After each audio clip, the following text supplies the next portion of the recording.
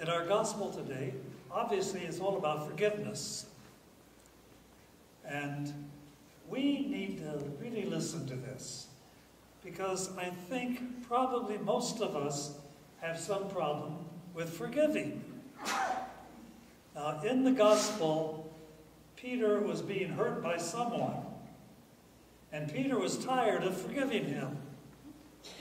Now, according to the Hebrew, the Jewish law, he was called to forgive up to 3 times. But Peter was thinking bigger than that. And so he asked, Lord, how many times must I forgive?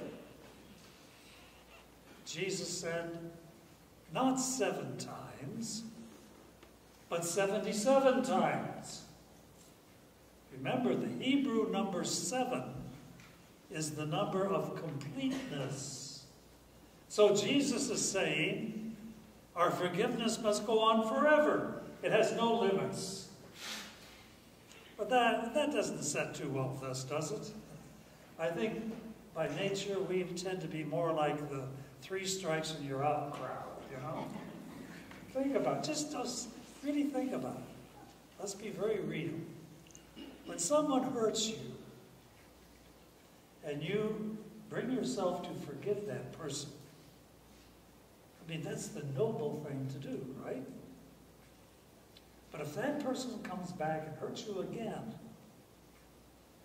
and you can sum up enough to forgive that person a 2nd time, that's beginning to look heroic. If he comes back the 3rd time, 3 strikes and you're out, buddy. Goodbye. Maybe that's more the way to do it. And yet God is saying your forgiveness should be unlimited. Do we think that's even possible? Jesus does not call us to the impossible, so we can do it, but we won't do it for various reasons.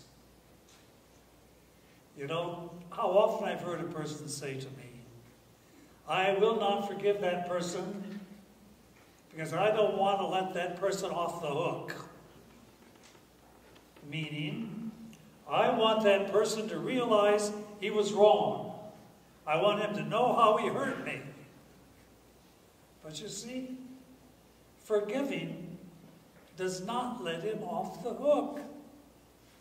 He is still answerable, you know, for his whole life.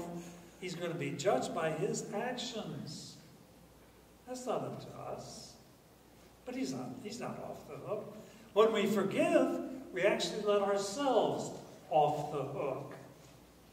When we are hooked with unforgiveness, you know, then that sits inside of us like a poison. And it affects our whole life, our spiritual life, even our physical health. Today's gospel gives us a very good reason to be forgiving people. Remember, in the gospel, the wicked servant was forgiven a huge debt. Huge debt. And he turns around and refuses to forgive a fellow servant a very small debt. Now, are we not like that wicked servant when we refuse to forgive? Because think of how much God has forgiven us.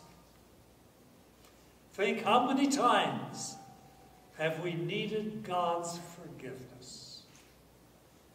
And the more we realize that, how much and how often we have received forgiveness, it will help us to open our hearts to forgive one another.